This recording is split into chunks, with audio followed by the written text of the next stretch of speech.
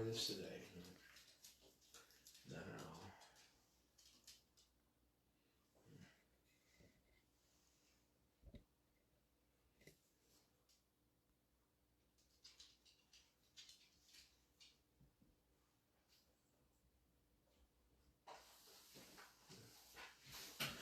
Praise the Lord, everybody, on this snowy winter day. We thought we would jump in here and have a little Sunday school.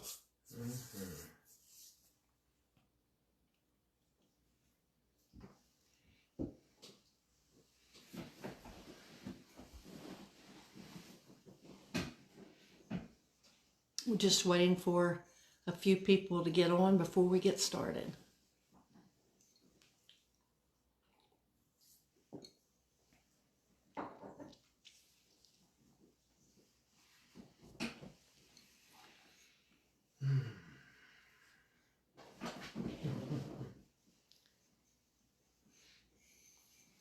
I used to could shout out greetings to those jumping online, but it no longer shows me who's online unless you got Sister make S. a comment and say something.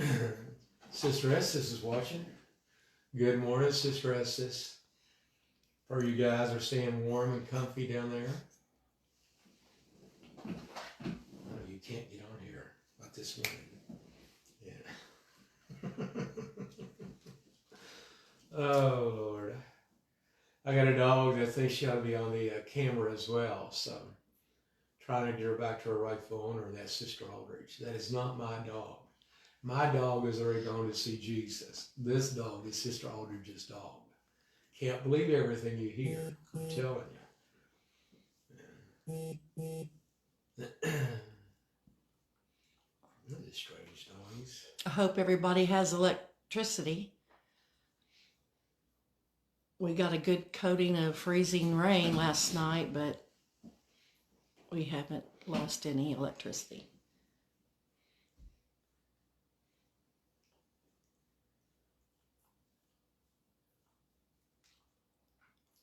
While we're waiting, I'm disappointed we didn't get that 12 inches of snow. I'm going to let Mark Weinberg and Jay Cardosi know that next time I see him. I told Sister Aldridge, if this is Snowmageddon, Lord help us, I tell you. Last couple times we just got regular snowfall and we got more than this. Now y'all may have when you're part of the region, but in Bardstown we got maybe 6 inches at the most. And well, the roads are treacherous, I will say that much. They're really, really bad. So I hope nobody's out on them. Saw Sister Carla's post a while ago about Zach and Brandon. Remember them in prayer. They're working out on the highways too. And I saw Brother Tom Silva's this morning where they called Alec out. And Alec's a lineman for Nolan RECC. And so remember those three, especially all of our linemen, all of our crews that are working on the highways. Do remember them today. And good morning, Jameson. Good to see you. Good to have you on, you and Lindsay. Sister Davenport, I'm sure glad somebody else shares the same sentiment I do. I see where you said you're disappointed in the snow too. I was expecting a whole lot more. But at the same time, it's kind of funny, isn't it? I mean, one good thing about it, though, the business has prospered well on this one, so that's a good thing. Not that I own a business. I mean, it'd be nice if I had a retail store that sold shovels and salt and all that good stuff. And I went by Southern States the other day. You couldn't even get in the Southern States on 62 below the church. Wasn't no way. They were parking up there on the highway trying to get propane tanks filled and salt and all that good stuff. So, give them just another few moments here. It's almost 10 o'clock. And we'll go live. Didn't know how many people would actually join at regular Sunday school time this morning.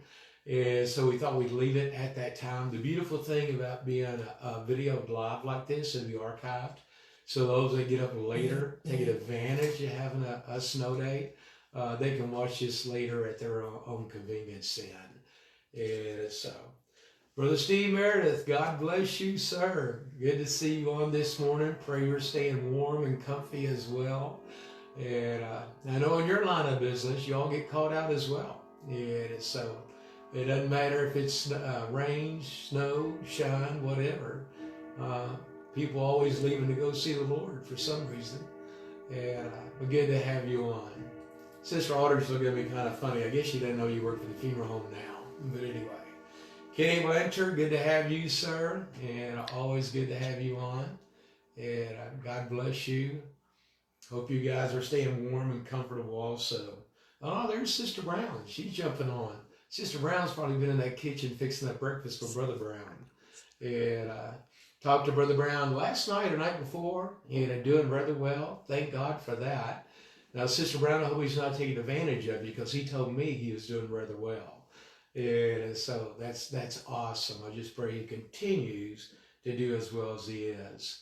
Brother Jeffrey Shuffett, my buddy, good to have you on. Always good to have you on, Jeff. And I appreciate you praying for your mom. And you make sure you let Sister Netta Shuffett know. Been holding her up in prayer before the Lord. And some of the others, Sister Briscoe, God bless you. I'm sure you had a wonderful breakfast this morning when your husband cooks those wonderful meals that he does. And I haven't seen Sister Elliott. She may be joining later. Pray for her. Pray for her daughter, that God will give her that miracle we're believing God for. And I know it's been over 2 weeks now in the hospital, so you know how that goes. Sister Stokes, God bless you. Good to have you on today. And I'm proud of your grandson, TJ, hosting that Bible study the other night. That was absolutely incredible. And I pray that all of y'all are doing well as well. Silva said they're here. God bless them. Good to have y'all this morning. And man, this is great. This is a good turnout. And you all are committed. I'll say that much. You guys are just committed anytime the word's being delivered. Well, I'm just going to go ahead, and every time I can say that, somebody else doing a song. Good morning, Kim. And good to have you on this morning as well. I told Jeffrey a while ago, praying for your mom. God, and reach down and touch Netta, give her the strength that she needs. Yeah, but we are delighted to have each and every one of you on. I wanted to go ahead and share some word with you today.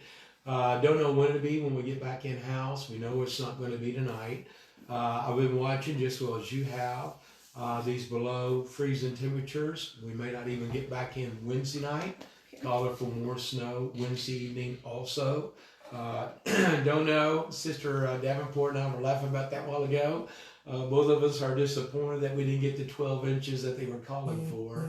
But you never know. When they call for 2 and 4 like Wednesday night, we may get it. You just never know.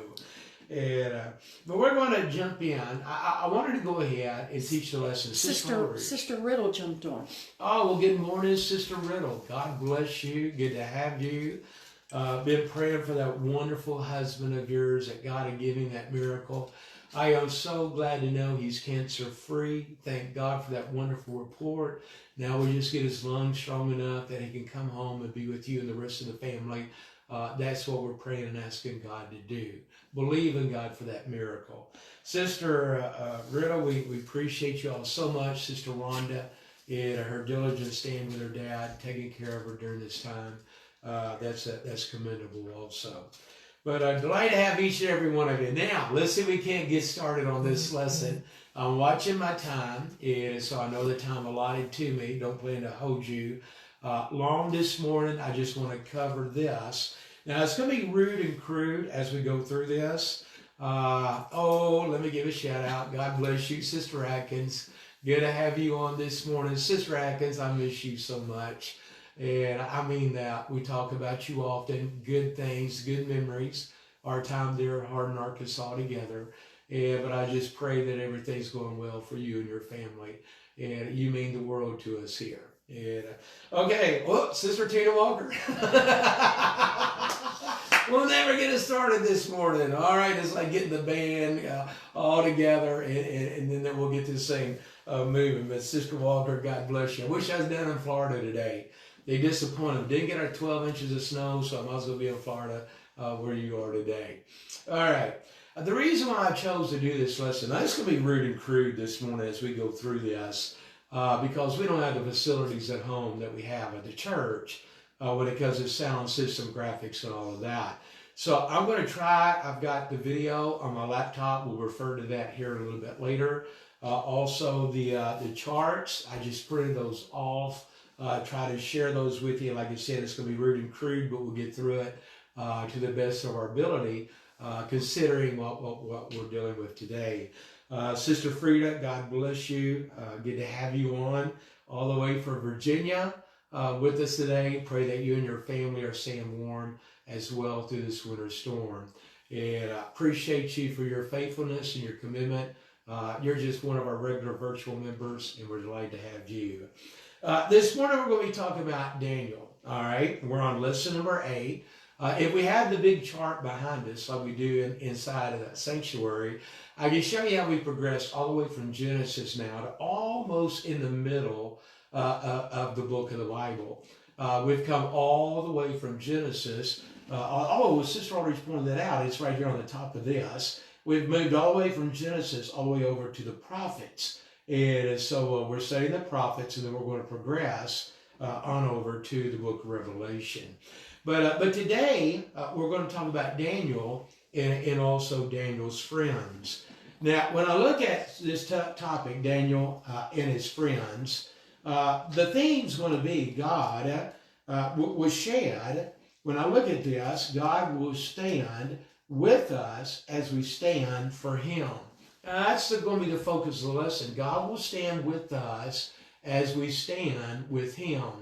You can write that down, jot it to memory, because we're going to be coming back to that several times as we progress through our study this morning. Our scripture lesson is going to be taken, as you know, if you study the book of Daniel, it's going to be taken out of the book of Daniel. We're going to be looking at Daniel chapter 1, verse 8. The Bible says, but Daniel purposed in his heart that he would not defile himself with a portion of the king's meat, nor with the wine which he drank. So Daniel purposed in his heart that he would not defile himself with a portion of the king's meat, nor with the wine that he drank. And then he went on to say, therefore he requested of the prince of the eunuchs that he might not defile himself. And that's what we're going to be spending our time on as we go through this today. We're going to be talking about Daniel and his friends. I will endeavor to live in covenant with community with my fellow believers.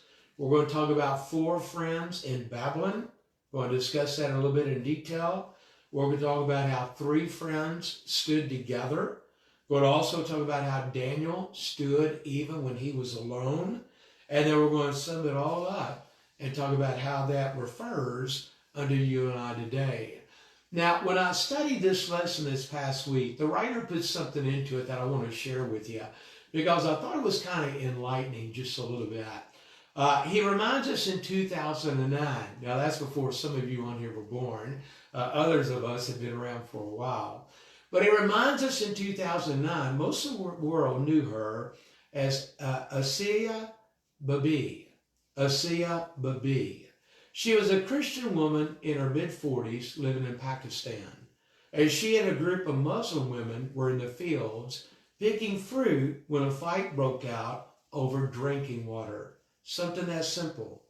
And some of the ladies offered her a drink of water, and when she drank, Bibi testified that they urged her to convert to Islam.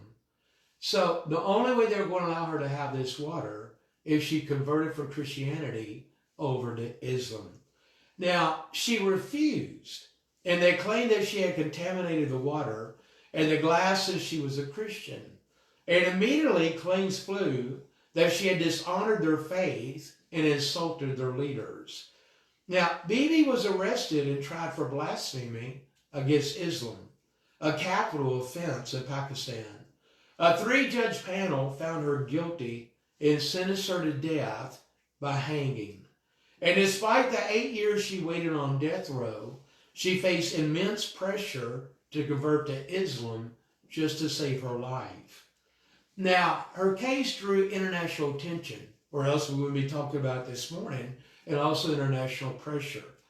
And in 2018, the Pakistani Supreme Court overturned her conviction, citing a lack of evidence and other issues with the case. Now, extremist groups protested and called for execution anyway. And amid the chaos and danger, a CBB escaped Pakistan with her family, flew to Canada where she continues to advocate for the rights of persecuted minorities. Now, she valued her faith even above her life and refused to turn her back on Jesus Christ. Now, you're sitting there in the confines of your home or wherever you are, wondering what has this story got to do with Daniel and his friends. But a man who had once been a Muslim, now this is a place I wanted to go before I get into Daniel. I want you to hear this. There's a man who had once been a Muslim converted to Christianity. He was speaking with a Christian author and a scholar. The man drew 2 circles and then drew a tiny dot inside each circle. He pointed to one and said, for Muslims, the big circle is their faith, and the tiny dot inside the big circle is their life. But for Christians in Western society, the big circle is their life, and their faith in Jesus is a tiny dot inside. Now, although that may be true of some Christians, as AC and others prove, we understand that the covenant we have made to follow Jesus is more valuable than our lives. And that's what I want to talk to you about today, because when you talk about covenant, you talk about commitment. We're quick to preach this, we're quick to witness about it, but when it really comes down to you and I where we live, as we used to say back in my training days, where the rubber meets the road, the reality is, where is our dot in that big circle? Is our big circle really the life, and the little dot is Jesus? Or is the big circle Christ, and that little dot is your life and mine?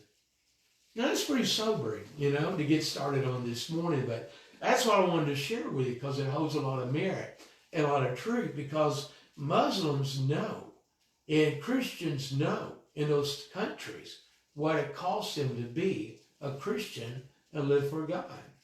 So this morning we're going to talk about, just for a little bit, the 4 friends in Babylon, all right, and how they end up there. Well, the pressures of palace life. We know from our history, the last couple of lessons we studied, if you remember where Daniel came from, what tribe, okay, he came out of the tribe of Judah. That tells us that since we know he is a captive of Babylon, that he had to be part of the southern kingdom underneath the leadership of who? Jeroboam or Rehoboam? There you go, Rehoboam. Because Rehoboam was a king over the southern kingdom. Jeroboam was a king of the northern kingdom. And we know the northern kingdom was made, I'm going to drill this in you, where you're going to learn this, and you'll never forget it as long as you live. Jeroboam was a king over the northern kingdom, which consisted of 10 tribes of Israel. Rehoboam was a king over the southern kingdom, which consisted of only 2 tribes of Israel, Judah and Benjamin. And that's important, because we understand the northern kingdom was taken into captivity by the Assyrians 100 years earlier than what the southern kingdom was taken into captivity by the Babylonians. So when we're talking about the life of Daniel, we're talking about Nebuchadnezzar, who was a king of Babylon. And he established the greatest empire in the world, much greater than what the Assyrians ever established. And he did this through a mix of shrewd diplomacy and military conquest. This man was capable of the cruelest psychological warfare known during that time. And when King Zedekiah rebelled against him and tried to escape, Nebuchadnezzar called him, killed Zedekiah's sons right in front of him, and then had Zedekiah's eyes put out. So the last thing that he would see and have memory of was the death of his children. That's how cruel Nebuchadnezzar was. And for those who surrendered, like King Jehoiakim, in the time of Daniel and his friends, Nebuchadnezzar employed a more political agenda to assimilate them into Babylon culture, much like what the Germans, Hitler, tried to do for Germany. He wanted to bring up his own culture of views to assimilate within the leadership of the country. And that's what Nebuchadnezzar did. His plan was to bring some of the best and the brightest young nobles into his palace, change their names, feed them from his own table, and turn them into loyal like Babylonians who would help him administer his empire. He knew the value of changing the ideology of the captive youth. Now, boy, that's a deep Bible study, and that's a sermon all to itself. The devil doesn't want you to kill you and destroy you. The devil just wants you long enough to change your identity so you forget who you are. But that's a whole nother subject. You see, the king was clever in his choices of name changes. That's why he changed her name. Daniel meant God is my judge. When you hear Daniel, that was a Hebrew for God is my judge. But the king changed it to the name of Belshazzar, because Belshazzar means Baal protects him. And Nebuchadnezzar may have hoped this young man would welcome the Babylonian god Baal as his new judge, since the Babylonians appear to be greater than what the Hebrews were. And the pattern continued with Daniel's friends. Hananiah meant God's gift, but Shadrach meant Aku's command, referencing another Babylonian god. For Mishael, whose name meant who is like God, the king chose Meshach, which meant who is like Aku. And finally for Azariah, meaning whom the Lord helps, Nebuchadnezzar substituted Abednego, or Service Anero, another Babylonian deity. And after all, how had the Lord helped them? Wouldn't it be wise to look for new, more powerful gods to serve? See how he did that? That was so shrewd. He knew what their names meant in Hebrew, and he changed it what it meant in Babylonian. And he gave each one of these four the name that referenced a Babylonian god. Why wouldn't he? Because their Hebrew God had failed them. They were now under Babylonian control in Babylon. Oh, that devil's sly. And to all of this, Nebuchadnezzar added the apparent honor and kindness of offering these young exiles food from his own table. He's really going to play it up big. And surely it would be extremely rude to refuse the king's gracious offer. And Nebuchadnezzar aimed to systematically erase their covenant identity and inscribe the identity that best suited his purposes on the blank tablets that they would become. And the most cunning and powerful empire builder in the world was setting his will against that of just mere teenagers. And could the result even be questioned? Now that's scary when you think about that and put that into context. And it brings us to our first discussion question that I'm going to share with you, because it goes with what I was talking about a while ago. The devil specializes in erasing one's identity. He wants you to forget what God's done for you, where God's brought you from, what God changed and ministered in your life, in your heart. So when I look at that first discussion question, if you were Daniel, one of his friends, what would you be thinking if your captors were asking you to live as they did? Would you be grateful they thought enough of you to give you this opportunity? Or would you be hesitant, as we're going to find out Daniel and his friends became? How would that affect you? You see, the friends' decision, their mind was made up. Their decision was to resist the king's meat. Daniel asked if he and Hananiah, Mishael, and Abednego would be allowed to eat a plain diet of vegetables instead of the rich food from the king. Even the young men in charge of the captives said he was in danger of beheading if the king knew they rejected his gracious offer. But Daniel found favor with the man that was put over them.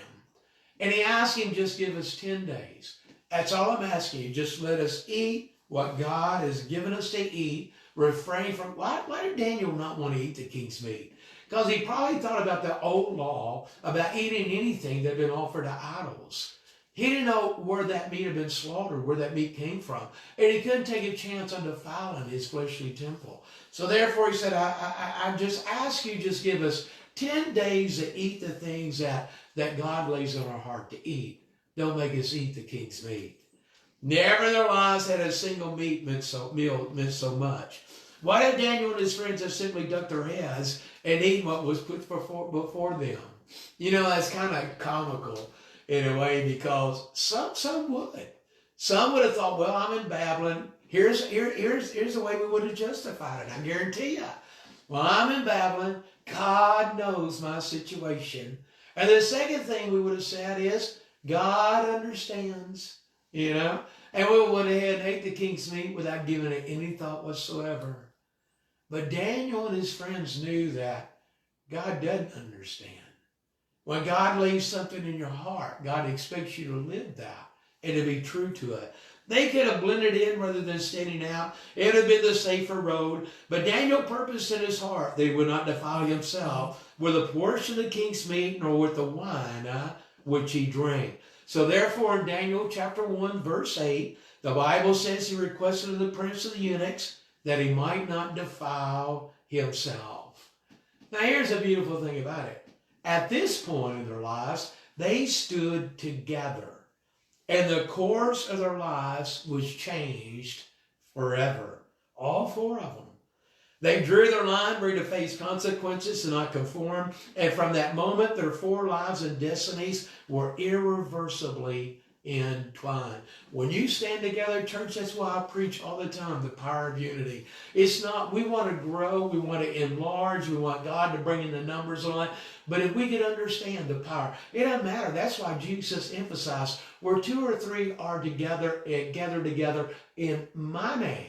Because he wanted them to understand the power of unity. Four young men joined together, covenanted together, bound together, that whatever it takes, we're going to do what's right. And they changed the whole course of history because of the unity of what they stood for.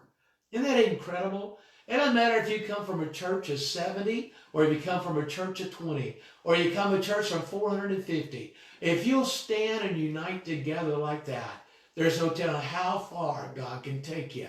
And you too can change the whole course of your history. This is powerful when you think about it. How my decisions will be guided by God's purpose in my life. I try to encourage people all the time to understand, you're not here to make money. You're not here to be gauged successful by what the world standards are of success. You're here to fulfill the role and the purpose that God orchestrated for the life that God blessed you and I with. Maybe it's sharing a seed of kindness. Maybe it's speaking a kind word. Maybe it's just encouraging somebody to hold on a little bit longer. If we could just realize the whole purpose behind it is ordained to utilize what God designed us for. You talk about a more fulfilled life. You wouldn't be able to sit around and read The Purpose-Driven Life by Rick Warren. You would find your purpose and be effective in doing so. But your decisions are going to affect the outcome of that. You see, when I think about Daniel chapter 1:17, none of the other promising young Hebrew captives were ever mentioned again. None of them. Only these four. Isn't that incredible? They wasn't the only four taken out of the southern kingdom when Babylon overthrew them. But none of the other Hebrew captives are mentioned. And when I look at this, we're still telling these young men's stories thousands of years later. We're talking about Shadrach, Meshach, and Abednego, and Daniel, thousands of years later, because of the unified effort in which they stood together. That's awesome. God's still looking for people who are unashamed to stand up, be identified as Jesus followers. That's what he expects from us. And those content to blend in and be assimilated will not be able to fulfill their kingdom purpose. God never ordained for us to blend in. The purpose in the church is not to blend in and become camouflaged among the world so they don't know that we're there. God has always orchestrated that his people be different from the rest of the world. All the way back to the Old Testament, all the way to the New Testament, all the way to the birth of the New Testament church. Paul and Timothy and James and John, they all preach this message. Be ye not what? Be ye not conformed to the world. But it's human nature. We want to gravitate back to that camouflage experience of being able to fit in and be socially accepted. Is that really the purpose of the church? Is to be socially accepted? Now, I believe we need to be in the world, but not of the world. I think we need to be affluent in our communities. And what I mean by that, I think we need to be on school boards. I think we need to be involved in politics. I think we need to be involved in what's going on within our city government. I do, but at the same time, we need to do it as a Christian and not trying to just assimilate and blend in with the rest of the world. God's looking for that today. He's looking for us to be the ones that will stand up for him. And every decision that we make is going to be based upon the outcome of what we've chosen to do from the confines of our heart. Right here, big circle, small dot, or big circle and little dot when it comes to the things of God. Now, let me hurry on. I get into this. I do, but I'm watching my time, and I appreciate you taking your time being with us. 3 friends stood together. That pressure begins to increase. It's always going to increase. When I hear people say, I just don't know how much longer I can live for the Lord, you got to rejoice in that. It's not a time to think about giving up. It's not a time to think about well-being. It's time to get more serious in our relationship and that covenant. The pressure is being turned on. They passed their first test, but it was not their final test. Matter of fact, the pressure increased. Nebuchadnezzar was determined to unify his far-flung empire by imposing a single religion on every nation. Now, does this sound familiar? He's going to impose a single religion upon every nation. Do you know that's what Catholicism did at the Council of 325 AD, at the Council of Nicaea? They, instead of fighting against the church, they joined with the church. And they changed it to identify as a religion of all nations. Now, that's another subject too, all right? But anyhow, when I look at this, the king ordered the construction of a 90-foot tall golden statue to tower over the plains of Babylon. 90 feet. That's 9 stories tall. 9 stories tall, this statue stood. He summoned every ruler, nobleman, government official from every province of the empire for the dedication of his idol. And then the royal proclamation went out. At the sound of the orchestra's music, you know the story, everybody from the least to the greatest was to bow down and worship the king's image. By royal edict, anyone who refused to bow would be bound and cast alive into a burning fiery furnace. Now, that doesn't sound very promising to me. Not at all. That brings me to another discussion question. Look at this one right here. Bring up another one right here. It says, how do you think the 3 Hebrews' earlier decision around the king's meat influenced their decision to bow or to be burned alive? How do you think that first decision would affect this decision? I think it gave them strength. I think it gave them something to stand upon, knowing that God didn't fail them in that first choice they made, and therefore God won't fail them in this one either. Strength comes through that. Their resolve begins to increase. Nebuchadnezzar's demand to bow to the idol directly violated the Lord's first commandment. Thou shalt have no other gods before me. That's in Exodus chapter 20, verse 3. They knew that. That was ingrained within them, whether they were part of the southern kingdom, whether they were the tribe of Judah or the tribe of Benjamin. Thou shalt have no other gods before me. You know, it may have been harder to stand if they had bowed to the king's demands about the meat, because sometimes we find compromise can be a very slippery slope. So, since Daniel's not mentioned in this story at this time, he may have been ousted from this assembly of Babylonian elites, or I think it would have been recorded. But Daniel's 3 friends followed his previous example And once again, they stood up for God. As that music swelled across the plain of Duray, the assembled masses all fell to their knees, bowing like mowed hay before a sickle, and all except 3 young men. Imagine Hananiah looking at Mishael, and Mishael looking at Azariah, each one of them gaining courage just by seeing the other standing. How many times have you and I have already lost out in our walk with God? Have we not been able to look across the horizon and see somebody still standing? And when you see somebody still standing, it'll give you the strength to stand as well. Because you know that if they can, you can. That's what I'm saying. Your decision is reflective on so many people. Your walk with God is reflective on so people you don't even know you've touched. When they look across the plain of Duray, they just look for one person that still stands. Oh, that's a deep thought. I'm teaching. I'm not preaching this morning, but I feel that conviction. I feel that God's calling us. That if there's ever been an hour that we stand for God, we've got to stand. And if we're not standing just for our purpose, we've got to stand for the sake of the others. Not only your family, not only your immediate friends and relatives, but others, co-workers, people working at the gas station, at the grocery, other lives that you influence by just standing in your relationship between you and God.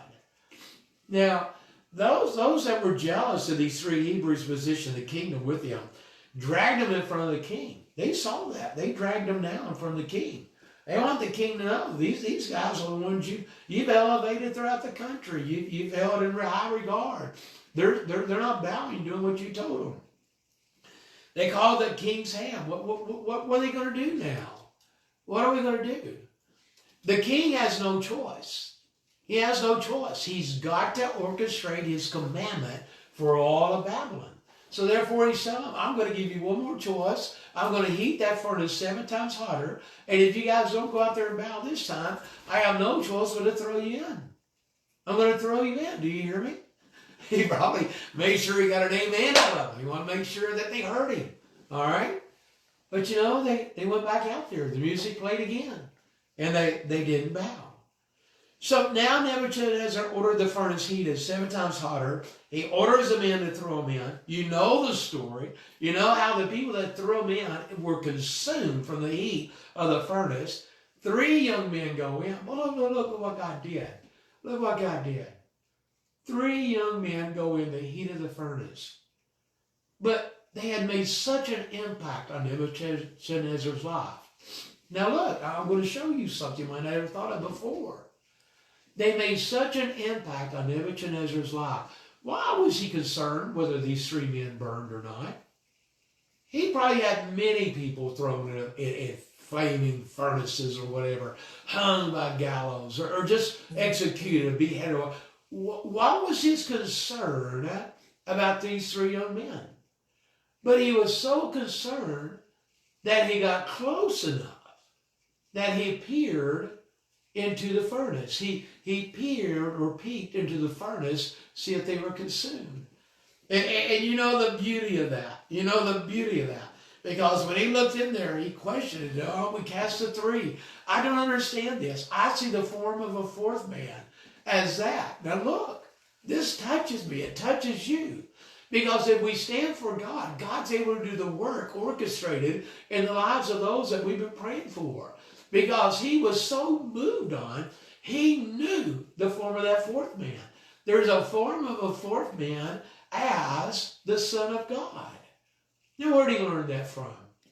Where did Nebuchadnezzar hear about the Son of God, that he would liken the 4th man as the Son of God? Oh, the beauty of being able to stand.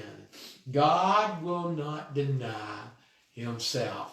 Now I've got something. I'm going to try to do something here real quick. Let's just try this. I don't know if this is going to work or not. But I've got a video here. Sister Alina Stewart, she's going to do an incredible job. And I've got to put this around here, Sister Aldridge, and I'm going to come over there and to get this started here just for a minute. Then we'll come back and bring out a few more things here and do a wrap. And but I'm going to I'm going to share this video with you. This sister, Alina Stewart, is sharing with us a personal testimony just about the goodness of God. All right, let's see if this will work. In the book of Daniel, we're introduced to 3 Hebrew boys by the name of Shadrach, Meshach, and Abednego. And in Daniel 3, we see the king Nebuchadnezzar about to throw them in a fiery furnace, to which they respond, "Our God can deliver us from this fiery furnace, but even if he doesn't, we will not bow to your God." When I think about that "but if not" moment, I think about a key pivotal point in my life. On December 13th, 2024, on my way to my work Christmas party, I was involved in a major car accident. While driving on the interstate, another car lost control of their vehicle, pushing me into the median, causing me to be knocked unconscious and taken to the hospital by ambulance. To this day, I still don't really have memories of it, but friends and family rushed to the hospital to be by my side. I spent one night in a hospital and next day was discharged, but that began a very long and treacherous recovery period. Over the few months that would follow after the accident, I got a concussion. I got lacerations in my face and chin that required stitches. Overall, I had about 10 follow-up doctor's appointments, 13 weeks of physical therapy. I had memory loss and headaches. I was overstimulated. My body went through so much because of this car accident. There are so many moments where I would ask the Lord for healing, where I was in so much pain that I would cry out to God. The only thing that I knew to cry out to God, the only thing that I knew to do was to cry out to God and ask him for healing. I knew the scriptures, by his stripes, I could be healed. But in that moment, I was in so much pain and I needed God to meet me there. But there's one key moment that changed everything. There was one night where I was in so much pain and I was praying and asking God would heal me. The only thing that I could think to do was to hit play on my Bible app. I couldn't even open my eyes. The pain was so bad. And so I got my phone and I hit play on my Bible app, and the scripture that played was, "When I am faithless, he is faithful, for he will not deny himself." I was still in pain. I didn't physically feel better, but in that moment, I was reminded of God's faithfulness. In that moment, I was reminded of God's goodness in the middle of my pain. I was reminded that the Lord will meet us in the middle of suffering. So I know beyond a shadow of a doubt that God could have healed me. He had the power and the ability to heal me in an instant. But rather, he took me on a journey to learn what it means to find God in the hardest moments of life. And so I encourage you the same way to say, I know you can, God. I know that you're able, but even if you don't, I choose to recognize your goodness even when it's not easy to see it.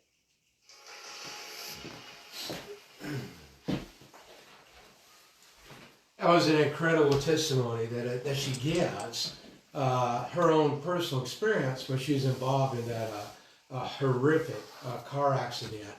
But it's so true. Each of us has to come to that place in our own walk, in our relationship with God. That's what made the Hebrew children what they are, or young men that we refer to even today. Our God is able. He is able to deliver us. But if our God chooses not, then so be it. We're still going to stand. And I think that's how you and I ought to be in our relationship every day.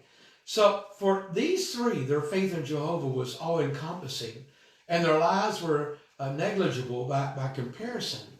And when you think about that, shouldn't that be the same for us? I mean, should we not throw our lives wholeheartedly into living for God? And what is our life on earth after all? The Bible says it's a vapor that appeareth for a little morning, for a little while, and then it vanisheth away. Just like a little morning mist or a little dew on the grass. What is that compared to with eternity? Now, moving on, Daniel had the same kind of commitment to God, and that was displayed. And I'm not going to spend a lot of time, like I told you, watching my time this morning. I appreciate what you've given me here.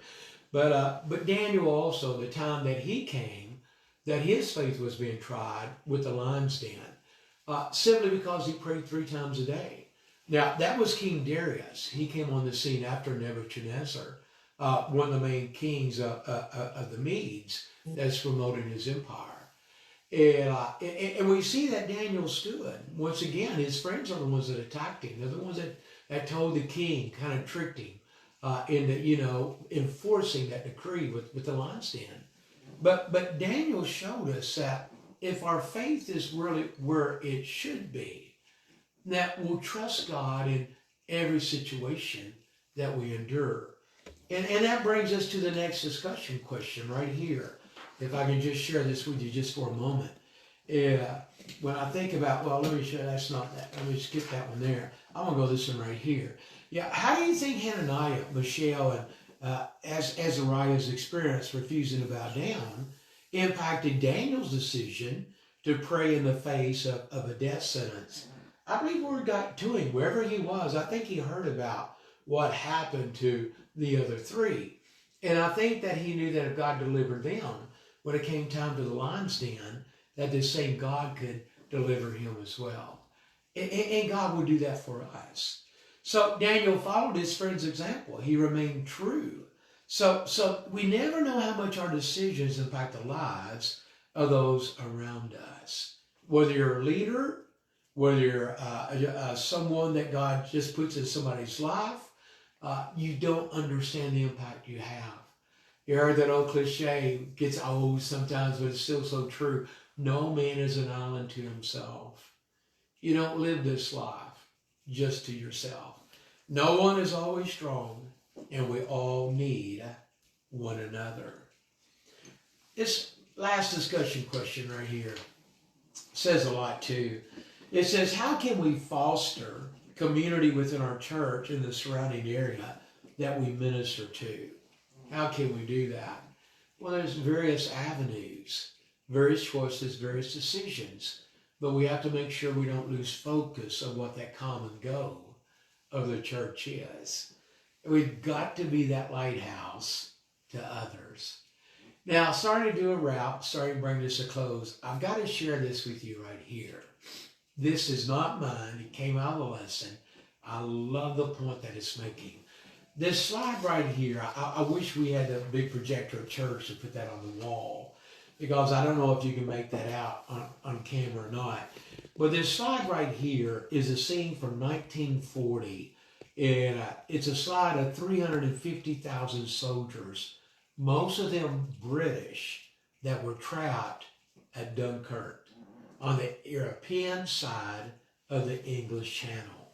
That is a original photo taking, well, that's not the original photo. That is a copy of the original photo taken on the beach of Dunkirk during that time. 350,000 British troops were trapped at Dunkirk. When I read this, Sister Davenport, I thought about your dad, Brother Sam Adams, your stepfather. He would have loved this story. But they're trapped at Dunkirk on the European side of the English Channel. German forces was on their way, and they had the capacity to wipe out the British Expeditionary Force. When it seemed certain the Allied forces at Dunkirk were about to be massacred, a British naval officer cabled just 3 words back to London. This is history. I'm not making this up. It's not something they just wrote in this book. You can Google it, research it, AI, GPT chat, whatever, when you get off this morning. He just cabled back 3 words back to London. This British officer. He said, but if not. Whew. But if not. Now watch this. These words were instantly recognizable to the people who were accustomed to hearing the scripture read in church. They knew the story in the book of Daniel. The message in those 3 little words were clear. The situation was desperate. The Allied forces were trapped. It would take a miracle to save them, but they were determined not to give in. One simple 3-word phrase communicated all of that. That's taken where the 3 told King Nebuchadnezzar, our God is able to deliver us. But if not, we will still not bow to your God. And that's where that naval officer, that's all he sent back to London, but if not. For some reason, we're still not sure why, but the Axis powers hesitated. Germany hesitated.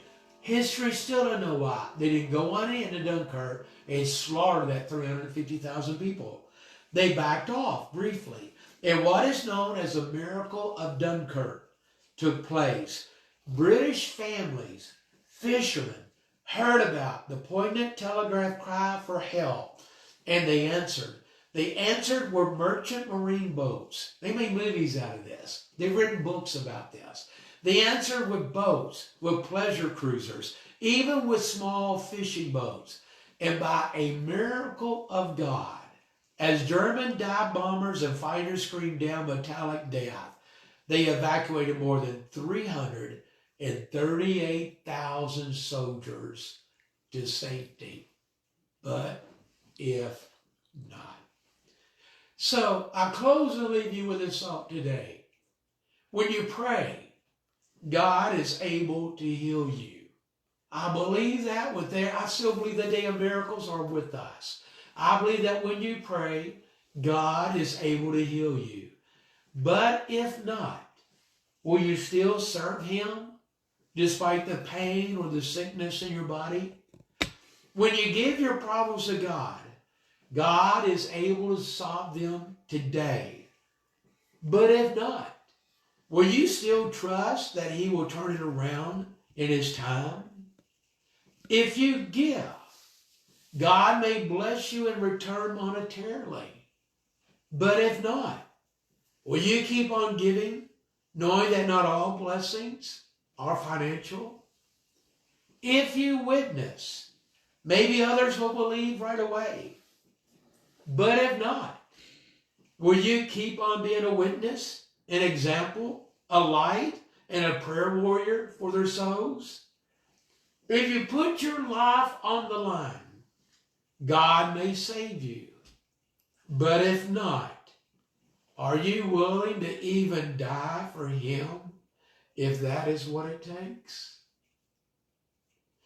You see, my prayer today, as I give you back the rest of the time that God has orchestrated for us to have, my prayer today is that may we live with that resolve in our hearts, in our resolution. In our mouths, our God will. Don't you ever doubt. Don't you ever say maybe. Don't you ever say that he can. I want you to speak up with the boldness of the Holy Ghost puts into you that my God will. But even if he doesn't, we will still not bow. Oh, church, let's draw closer together than what we've ever been before. Let's unite for a common cause. Let's be the beacon of light in our dark world. The world needs the church to be the church today. They don't need the church to be a friend to them. They don't need the church to camouflage themselves where we fit in with them.